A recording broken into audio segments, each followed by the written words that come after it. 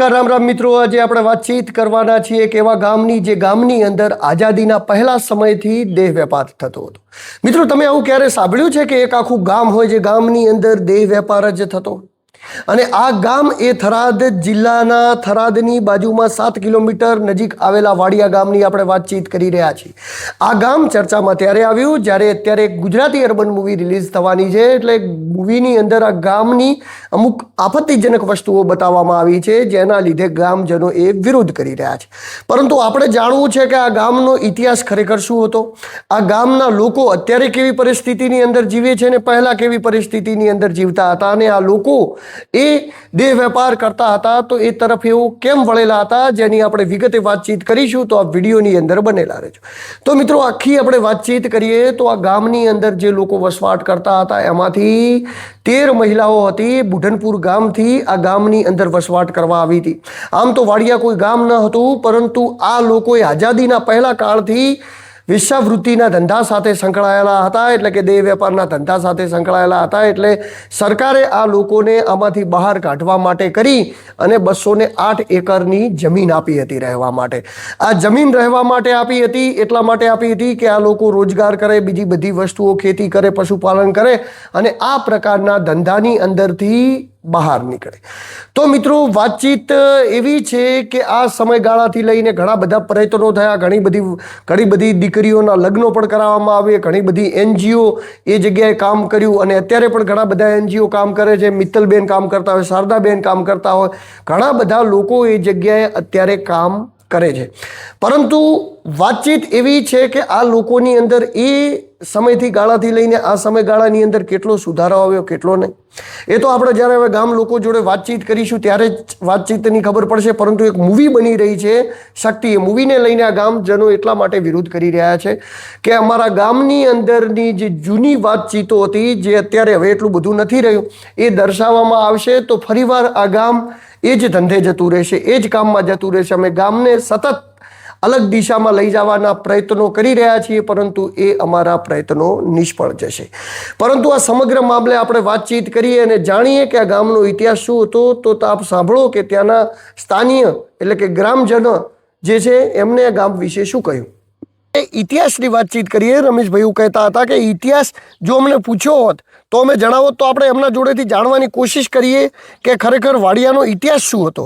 આપણે અત્યારે વાડિયા ગામની અંદર બેઠા છીએ અને આપણા જોડે આપણે જોડે જોડાઈ ચૂક્યા છે રમેશભાઈ. કેવું નામ આપનું પૂરું? રમેશભાઈ ભલાભાઈ સરણિયા. રમેશભાઈ ભલાભાઈ સરણિયા, જેઓ ઘણા બધા વર્ષોથી શારદાબેન સાથે મળી અને બંને લોકો આ ગામની અંદર દેહ વેપાર બંધ થાય એના માટેના પ્રયત્નો આ ગામની અંદર કરતા રહે છે. તો જાણીએ આપણે એમના જોડે વાડિયાનો ઇતિહાસ. વાડિયાનો ઇતિહાસ એટલે કે વાડિયા દેહ વેપાર તરફ વળ્યું કેવી રીતે, એનો ઇતિહાસ જરા જણાવશો? હવે સર, આમ તો બુઢનપુર ત્યારે અમારો પરિવાર છે ને એક રાજાશાહીમાં છે, દરબારોના વંશમાંથી અમે પેદા થયેલ છે. મારોના પ્રતાપ. મારું અત્યારે નામ છે રમેશભાઈ ભલાભાઈ સિસોદિયા, પણ સિસોદિયામાંથી આલમ સરણિયાથી જે વિચરતી જાતિમાં આવી એટલા. ત્યારે એ લોકોએ અમારા દાદા બાપરાને ગાડા લઈને ભટકતા અને દરબારોને આ લોકો સાધનો, એના ઓજારો પૂરા પાડતા. એ સાધનોથી અમારા દરબારો બધા મરી ગયા. ત્યાંથી અમારા ગઢિયા એમ કહે છે કે હવે આ ચિત્તોડગઢનું પાણી અમારે હરામ. ત્યાંથી ફરતા ત્યાં ગામ ના ગામ ત્યાં અત્યારે 10 થી 12 કિલોમીટર અત્યારે બુઢનપુર છે. ત્યાં આવીને અમે થાઈથી જાઓ. થાઈથી એટલે 4 કે 5 બહેનો દેહ વેપારનો ધંધાની અંદર સંકળાયેલી છે. એટલે ત્યારે તો મારો તો જન્મ વાડિયાનો છે. સંકળાય છે એના માટે એનજીઓ પ્રયત્ન કર્યો કે ચલો ભાઈ, આ કોઈ આપણા ગુજરાતમાં નથી તો અહીં કેમ આ 2-4 બહેનો ધંધો દેહ વેપારનો કરે છે. એના માટે એનજીઓએ મહેનત કરીને સરકાર પાસે ગઈ. સરકારે એને આ 208 એકર જમીન સરકારે અમને આપી છે ખેડી ખાવા માટે, કે અમને જલસા કરવા નથી આપી, કે અમને ઘૂમમાં નથી આપી, પણ અમને 208 એકર જમીન ખેડી ખાવા માટે આપી.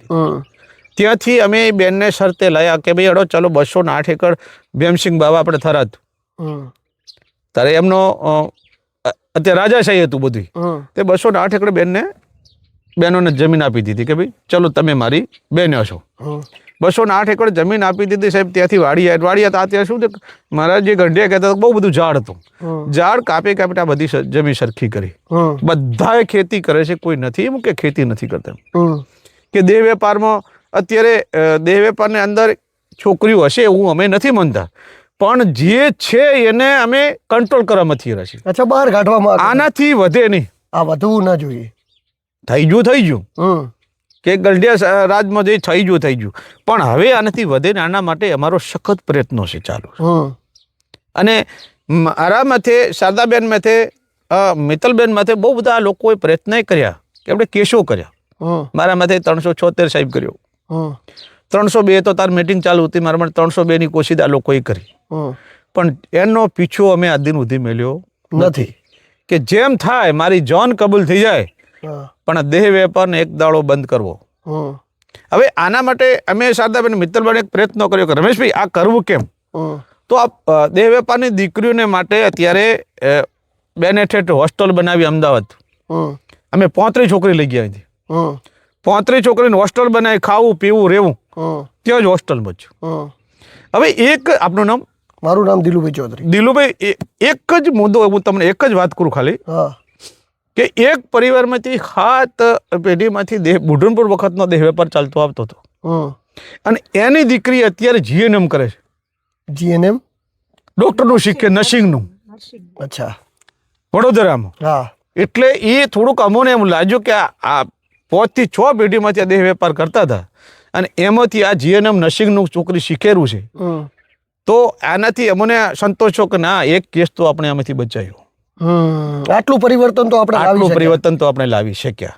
પછી બીજું, એક છોકરી દેહ વેપારનો ધંધો કરતી હતી, એને અમે એ છોકરી રડતી રડતી આવી અમારા પૈસે કે મારે કાકા આ દેહ વેપાર કરવો નથી, તો શું કરવું છે. મને કોઈ એક માણસ હોય ને તો મારે બેસી જવું છે. શારદાબેનનો સંપર્ક કર્યો, શારદાબેન મારો કર્યો, મેં મિત્તલબેનનો કર્યો, અને એ દેહ વેપારની જે ધંધો કરતી હતી એને એક ગ્રાહક લાવીને અમે બેસાવી દીધી, અને એનો ખર્ચો પણ ટોટલ મિત્તલબેને કર્યો. હવે આમાં સર અમે કામ કરી રહ્યા છીએ. અને અત્યારે તમે જો, અત્યારે વાડિયામાં હાઈફાઈ સ્કૂલ છે, 1 કરોડની સ્કૂલ બનાવી છે સરકારી. અત્યારે ધોનેરા છોકરાઓ ભણેલો છે, થરાદ ભણે છે, પાલનપુર ભણે છે. અત્યારે જે અમારો જે પરિવાર છે બધું અમદાવાદ ને ગાંધીનગર છોકરા સેટ થયેલ છે. એટલે અમે સર કેવું છે કે આના માટે એટલી તમે મહેનત કરી છે ને, રાત દિવસ મેં કોઈ જોયું નથી પાછળ, કે મારા બચ્ચા હારું મેં કશું જોયું નથી, કે મારા શરીર માટે મેં જોયું નથી. અને મારી કિડની જો ફેલ થઈ હોય ને, તો આ દેહ વેપારની દીકરી જે કરતી હતી એના માટે જ સખત મહેનત, કે કશું થશે નહીં ને તો ચોક્કસ તો ભગવાન આપણને 1-2 કેસ તો હારા બતાવશે જ. અત્યારે હાલ વાડિયાની દીકરી એક જ પરિવારની છોકરી અત્યારે ભણેલી છે 12માં ઇંગ્લિશ મીડિયમમાં, અત્યારે ધાનેરા. તો આના માટે સખતમાં સખત અમારી મહેનત પાછળ ને પાછળ વિકાસના કામમાં જો અત્યારે લાયા, તો બધા દેહ વેપારની દીકરીઓ ભણતી હતી, એના માટે ખાસ તો મારી લાગણી એ છે કે ભાઈ આમ નહીં આવે તો શિક્ષણમાંથી વળશું તો પરિવર્તન આવશે. કેમ કે છોકરી દેહ વેપારની ભણશે એટલે કાયદેસર એને મતે જે ભણેલ ગણેલ છોકરું હોશિયાર હોય છે ને, એ આ ધંધાની અંદર સંકળાતું નથી. અને સરકારે અમને બહુ બધો સપોર્ટ કર્યો. અશોકભાઈ આરોગ્ય મંત્રી હતા, અશોક ભટ્ટ, વાડિયાની મુલાકાત લઈ ગયા છે. અશોક ભટ્ટે બેનને એક સાડી આપી હતી, ઘઉંની બોરી આપી હતી. આનંદીબેન શિક્ષણ મંત્રી હતા, વાડિયામાં આવી ગયા છે. પછી ગોરધનજી ગીગાજી માળી અને પોરનપુઠા મંત્રી હતા, એ પણ વાડિયામાં આવીને મુલાકાત લઈ ગયા. એટલે કોઈ અધિકારીઓ એમ નથી કે ભાઈ વાડિયાની મુલાકાત લીધી નથી. અને સરકારે અમને બહુ બધું આલ્યું છે. સરકારે આલિયામાં કોઈ એની સીમા નથી સાહેબ. તો મિત્રો તમે સાંભળ્યું, આ જે હતા એ ગ્રામજન હતા, જેમના જોડે વાતચીત કરીને તમે સાંભળ્યું કે આ ગામનો ઇતિહાસ કેવો હતો. હવે વર્ષોથી એ જગ્યાએ ત્યાં સંસ્થા તરીકે કામ કરતા શારદાબેનની આપણે વાતચીત કરીએ. શારદાબેન 2001ની અંદર આ ગામની અંદર આવ્યા હતા. 2026 સુધી શારદાબેને સતત આ ગામની અંદર કામકાજ કર્યું, જેની અંદર અત્યારે પણ 22 દીકરાઓ શારદાબેન ભણાવે છે. ત્યારબાદ બીજા ઘણી બધી દીકરીઓના લગ્ન પણ કરાવ્યા. તો શારદાબેને આ ગામની હિસ્ટ્રી અને ઇતિહાસ વિશે શું કહ્યું એ પણ હું તમને સંભળાવી લઉં. મારે પહેલાથી જ પૂછવું છે કે જે આપણે વાડિયા ગામ છે એનો ભૂતકાળનો ઇતિહાસ શું રહેલો છે? વાડિયા ગામ એટલે 1964 પહેલા એ લોકો બુઢાણપુર રહેતા હતા, અને વર્ષો પહેલા એ રાજા રજવાડાઓમાં નાચ ગાનનું કામ કરતા. ભાઈઓ હતા એ બળદ લે વેચનું કામ કરતા, એમની ખડીઓ ઘડવાનું કામ કરતા. પરંતુ આ બધું જોઈ અને એમાં 13 બહેનો હતી, એટલે એ બહેનોનું જે મનોરંજન કરતી અને રાજા રજવાડામાં નાચગાનનું કામ કરતી, એ રાજા રજવાડાઓનું ભાગી પડ્યા. એના લીધે બહેનો પછી શું કરે એમ, તો એમને ખબર નહીં કઈ રીતના કોઈ આ રીતના ભરમાયા હશે અને આ બહેનો આ દેહ વેપાર તરફ વળી. આ દેહ વેપાર તરફ વળી ત્યારે એમને આપણા સ્વાતંત્ર્ય સેનાનીઓ હતા અને ઘણા બધા આપણા સામાજિક કાર્યકર્તાઓ, એમને જીજી મહેતા હતા, કાળીદાસ મહેતા હતા, બાબુ કિલ્લા હતા, જશોદાબેન હતા, એ લોકો બુઢણપુર આવ્યા અને બુઢણપુર આવી અને એમને બધાને આ સમજાય કે તમે આ શું કામ કરો છો. ત્યારે એમણે એ ના કરવા માટેનું કેમ ના કરી શકે, તો કે અમે કામ કરીશું એમ. તો કે શું કામ કરશો, તો પહેલાં તો એમણે સીવણ ક્લાસ શીખવાડ્યું, ચરખાઓ શીખવાડ્યા. એના પછી એમણે કીધું કે અમારા ભાઈઓ છે એ પણ અમે બધા ખેતી કામ કરીશું. એમની જોડે જમીન નહોતી અને જશોદાબેન એ બધાએ પછી આપણા થરાદના રાજા હતા એમની જોડે રજૂઆત કરી અને એ વખતેની ગવર્મેન્ટ અને એમણે બધા થઈ અને વાડિયા કરીને ગામ છે ને એ દરબારનું વીડી હતું, વીડ પડી હતી એટલે ઉજળ હતું, જંગલ જેવું. અને એમને 208 એકર જમીન વાડિયાના નામે આપી અને એમાં એ લોકોને પછી સ્ત્રી સેવા સહકારી મંડળીની રચના થઈ અને ત્યાં ખેતીનું કામ ચાલુ કર્યું. ખેતી કરવા માટેના ઓજારો હતા, આ બધું જ એમણે આપ્યું હતું.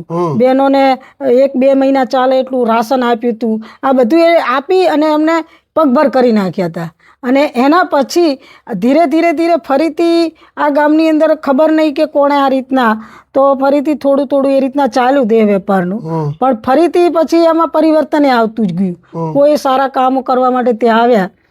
હું છેલ્લા 2001થી ત્યાં કામ કરું છું અને 2001થી ત્યાં કામની મેં શરૂઆત કરી ત્યારે હું થરાદમાં આવી ત્યારે હું કહેતી કે વાડિયા જવું, ત્યારે બધાની મનમાં એક અલગ ભાવ હતો. મને જોઈને પૂછે કે કેમ વાડિયા જવું એમ, ત્યારે હું કહેતી કે ના મને ખબર નહીં કે કેવી રીતના આપણને આવું કહેતા હશે, કેમ કહેતા હશે. પણ હું કહું વાડિયા બસ જાય તો કે ના જાય, કઈ સાધન જાય તો ના જાય. પછી થરાદની અંદરથી એક ભાઈની મેં જીપ ભાડે કરી અને 2001માં મેં વાડિયાની મુલાકાત કરી અને મુલાકાત કરતા ત્યાં મેં કામની શરૂઆત કરી. મને એવું લાગ્યું કે નહીં આ કઈ દેહ વેપાર કરે છે, તો દેહ વેપાર કરતા અમુક લોકો નથી એ કરતા, ખેતી એ કરે છે. આ બધું જોઈને મને એવું લાગ્યું કે બહાર જે હવા ચાલી રહી છે એ કે વાડિયા એટલે દેહ વેપાર કરતું ગામ, વાડિયા એટલે આવું, ત્યાં જઈએ તો આપણને લૂંટી લે, ત્યાં જઈએ તો આપણને આવું કરે. આ બધું હું ત્યાં ગયા પછી મને જોવા ન મળ્યું. કારણ કે ત્યાં મને એટલો બધો આવકાર મળ્યો કે એક ભાઈઓ હતા તો મને બેનની જેમ રાખતા, મોટા લોકો હતા મને દીકરીની જેમ રાખતા હતા. અને એમના મેં રિવાજો જોયા, એમની રીતો જોઈ કે કઈ રીતના આપણે શું કરી શકાય. ત્યાં સ્કૂલ નથી તો અમે સ્કૂલની શરૂઆત કરાવી, ત્યાં આંગણવાડી નથી તો આંગણવાડીની શરૂઆત કરાવી, ત્યાં કોઈ હેલ્થ માટે નહોતું આવતું તો અમે રજૂઆત કરીને ત્યાં હેલ્થના કેમ્પો પણ કરાવ્યા. ત્યાં રોડ રસ્તાઓ નહોતા તો અમે રોડ પણ બનાવરાયા. ત્યાં જ્યારે જમીન આપી હતી 1964માં ત્યારે એમને ખેતી માટે બોર બનાવરાયા હતા ગવર્મેન્ટે, પણ બોર ન જાણે કોઈ લાઇટ બિલ નહોતું ભરાયું.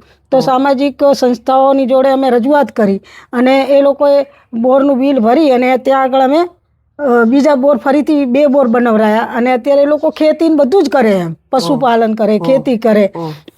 આ બધી શરૂઆત થઈ. એના પછી અમે એવું વિચાર્યું કે ત્યાંનો એક સરસ એવો એક રિવાજ છે કે ત્યાં કોઈ બેન દીકરીની સગાઈ થઈ જાય, ત્યાં લગ્ન થાય, આ થાય ને એના પછી એ લોકો દેહ વેપારમાં નથી જતા. તો અમે એની પણ શરૂઆત કરી. 30 દીકરીઓ માટેની અમે લગ્નની શરૂઆત કરી, સમૂહ લગ્ન કરાવ્યા. કઈ સાલમાં કરાવ્યા હતા? અમે 2012માં લગ્ન કરાવ્યા. હા, અને હું આવ્યા પછી ઘણી બધી ત્યાં સંસ્થાઓ આવી. 2001માં હું આવી ત્યારે સંસ્થાઓએ આવીને સામાજિક કાર્યકર્તાઓ આવ્યા, એમણે આર્થિક સહયોગે કર્યો અને બધા આવી રીતના ચાલુ ગયું એમ. અને અત્યારે જ્યાં હું 2012 પછી થરાદની અંદર અમે શરૂઆત કરી બાળકોને ભણાવવાની અને બાળકો અમે થરાદમાં ભણવા માટે લાવ્યા. કારણ કે ત્યાં અમને એવું લાગ્યું કે ત્યાં ગામનું વાતાવરણ જોતા શિક્ષકો એવું કહેતા કે અહીંયા આમ છે, આમ છે. ગામમાં કેટલા પરિવારો વસતા હશે? ગામમાં એ વખતે તો અમે રાશન કાર્ડ પ્રમાણે 100 પરિવાર હતા, પણ એના પછી અત્યારે 200 થી 250 પરિવાર છે. 200 થી 250 પરિવાર છે. ત્યાં છોકરાઓ બધા ભણી રહ્યા છે. 2012માં 13માં અહીંયા લાવ્યા થરાદ. એના પછી મેં એક સંસ્થા છે ત્યાં અમદાવાદની, ત્યાં હું પોતે 45 દીકરી દીકરીઓ લઈને ત્યાં લઈને ગઈ હતી ભણાવવા માટે. ત્યાં અમે થોડા દિવસ રહ્યા પણ અનુકૂળતા ઓછી આવી એટલે અમે ત્યાં 4-5 છોકરીઓ દીકરીઓ ભણે છે, બાકીના પાછા આવ્યા. એના પછી અમે થરાદમાં કહેવાનો મતલબ કે અમે એને પડતું ના મૂક્યું અને થરાદની અંદર ફરીથી ભણાવવાની શરૂઆત કરી. છોકરાઓ જાતે પણ એ લોકો ભણવા આવે. એવા પરિવારો વાળિયાના છે કે પોતે જાતે દીકરા દીકરીઓને ભણાવે છે, પોતાના ખર્ચે ભણાવે છે. અમે સંસ્થાગત રીતે અમે જે મદદ કરીએ એ કરતા હોય પણ પોતે જાતે. અને અત્યારે અમારી છોકરીઓ ભણી રહી છે. અત્યારે શું કહેવાય ઇંગ્લિશ મીડિયમમાં ભણે છે, પછી નર્સિંગનું કરે છે. છોકરીઓ 12 પાસ કરીને તૈયારી પણ કરે છે. ફર્સ્ટ અમારી દીકરીઓ 2014-15માં 12મું પાસ કર્યું, એના પછી 21-22માં કર્યું અને અત્યારે એ છોકરીઓ તૈયારીઓ કરે છે. કોઈ અત્યારે નાની મોટી નોકરી પણ કરે છે પ્રાઇવેટમાં. એટલે હવે મતલબ આ જે દેહ વેપાર હતો જે એ હવે મોટા ભાગે હવે સમાપ્ત થઈ ગયો છે. સમાપ્ત એટલે ત્યાં આગળ નથી કહેતા આપણે કંઈક એવું હોય તો એ 1-2 હોય પણ એ અત્યારે કોઈ કરવા નથી માંગતા. અને હું તો પહેલી તો વાત એ કરું કે વાડિયા મને અમુક લોકો પૂછતા અને હું જ્યારે વાડિયા જતી ને ત્યારે વાડિયાથી આવતી એટલે મને કે બેન વાડિયા જાઓ છો શું? હું એમને એવું જ કહેતી કે વાડિયા બહુ સરસ છે, ત્યાં સંસ્કારો છે, ત્યાં બધું જ છે. આપણે ત્યાં શું કામ જઈએ? આપણે ના જઈએ તો વાડિયાના કોઈ બેન દીકરી કોઈના ઘરે નથી આવતા, કોઈના ઘરે આવીને કોઈને કહેતા નથી. એ આપણી માનસિકતા છે તો આપણે એને કઈ નજરથી જોવાના? ત્યાં જઈને આપણે એને મા બેન દેખીએ, એને દીકરી બનાવીએ, એ રીતના આપણો નજરિયો રાખીને ત્યાં જાઓ ને. પણ આપણે જે નજરથી જોતા હોઈએ અને ખરેખર આ વાડીએ નહીં પણ અત્યારે તો હજારો જગ્યાએ હું એક સોશિયલ વર્કર છું એટલે હું બધી જગ્યાએ જોઉં છું કે આ દરેક જગ્યાએ ચાલતું હોય છે. તો મિત્ર તમે સમગ્ર ઘટના ચાપડી. આ ઘટના હતી વાડિયા ગામની અંદર. આપણો એકમાત્ર ઉદ્દેશ્ય અને હેતુ એ જ છે કે આ ગામની અંદરથી જે સેવા કરતા લોકો છે, જે દેહ વેપાર કરતા લોકો છે, હજી પણ એવું કહેવાય છે કે આ ગામની અંદર ક્યાંક ને ક્યાંક હજી પણ ઘણા બધા લોકો એ આવી પ્રવૃત્તિઓ સાથે સંકળાયેલા છે. તો જે સંકળાયેલા છે, જે બહાર આવ્યા છે, એની બાદ જે સંકળાયેલા છે એવા ઘણા બધા લોકોને આ પ્રવૃત્તિઓમાંથી બહાર કેવી રીતે કાઢી શકાય એવી પ્રયત્નો સાથે. નમસ્કાર, રામ રામ. હું છું દિલુ ચૌધરી.